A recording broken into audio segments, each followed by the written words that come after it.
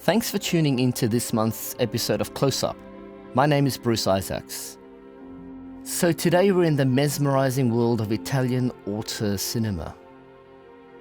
I don't know what it was about great Italian directors of the 60s and 70s, but in that era of European New Wave cinemas, Italian filmmakers were, at least in my opinion, the great visual stylists. You got people like Michelangelo Antonioni with L'Avventura in 1960, or Blow Up in 1966. You've got Luchino Visconti's The Leopard, 1963, or The Simply Ravishing Death in Venice from 1971, and you're currently watching the opening to that film. But perhaps my favorite movie to come out of this stunning era of Italian filmmaking is Bernardo Bertolucci's The Conformist, released in 1970.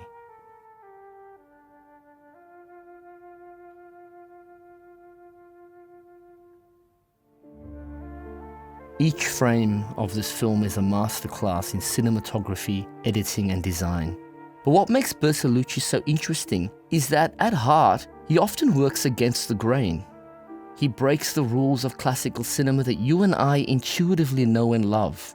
And in the best examples of his work, he challenges our expectations about what cinema can be.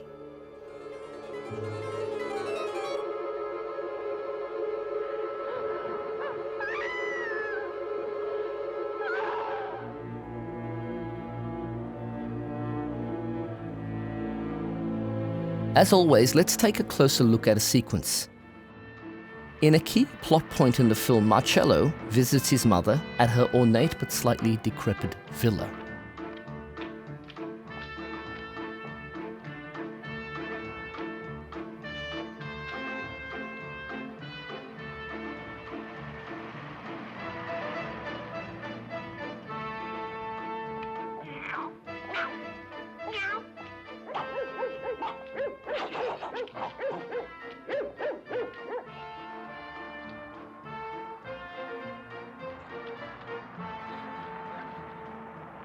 Is there a single shot in that entire sequence that matches the viewer's eye line? Or is there a single shot taken from cinema's conventional horizontal plane, which makes the world stable? Let's take a second look. Instead of the conventional coverage of space, and here you can think of almost every establishing shot you've ever seen in the movies, have a look at what Bertolucci is going to do. He opens on a tilted shot of the car, and there's a playful theme on the soundtrack. The shot holds for an odd length of time, drawing attention to the shot itself. We feel the strangeness of the framing. He then amplifies or intensifies the effect of the tilt by changing the angle, but holding the tilt. And all of this across these shots is extremely unusual. Notice that the tilted shots occur also on movement and makes it so much more affecting. It's a stunning, arresting visual style, but, and yeah, I want you to bear with me, it absolutely has a deeper purpose. At this point in his career, Bertolucci was an artistic and intellectual critic of Italian fascism, and that was the dominant political system in Italy from roughly the early to mid-20s to the mid-1940s. And Bertolucci, like so many of his filmmaker friends and so many of the intellectuals of that circle, was a critic of this history. In The Conformist, which is perhaps Bertolucci's most pointed challenge to the doctrine of fascism, his largest symbolic mission is actually to show a fascist world, Italy of the era, that is off-kilter, corrupt, contaminated, and radically unstable.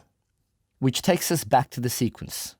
I want you to keep this notion of instability at the front of your mind. How is Bertolucci going to destabilize the viewer? How is he going to disorient you? Each shot and each cut is a cutting up of visual space. As if this isn't a physical world, but an artistic template, a space in which Bertolucci is going to experiment with cinema's visual form. We now move into the bedroom of his ailing mother. There's a strange incestuous subtext in the scene, which I won't go into, but suffice it to say, Bertolucci is fascinated with fascism as a kind of political and moral deviance. And you can see the subtext here between the son and the mother. Did you notice anything in that strange cut? Have another look at the sequence. Right there.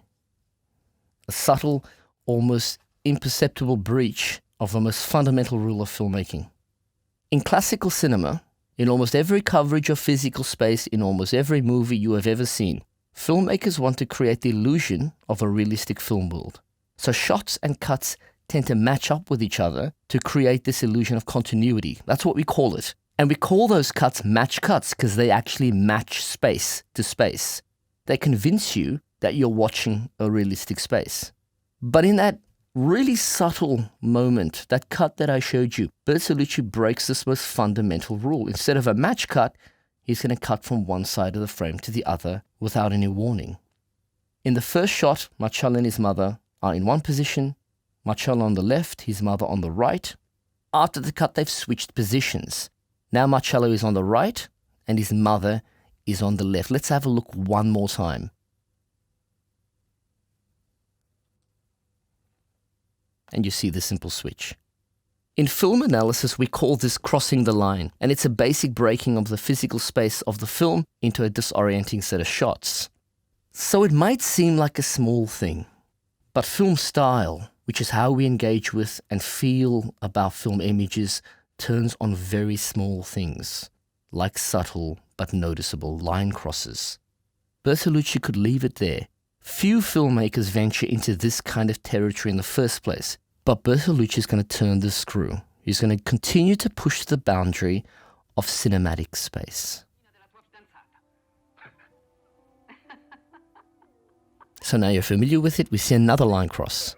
The mother walks toward the bathroom, and the final stunning line cross and the most radical break. But now it's on movement and it emphasizes the cut.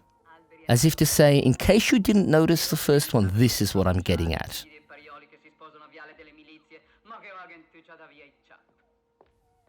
In scene after scene in The Conformist, he shows us that the world of fascist Italy in the 1930s is off kilter, unnatural, and in terms of the physics of space in a cinematic shot, this is a world that is irrational and unsettling for the spectator.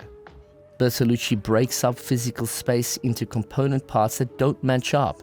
He thwarts our expectations of what cinematic space should be.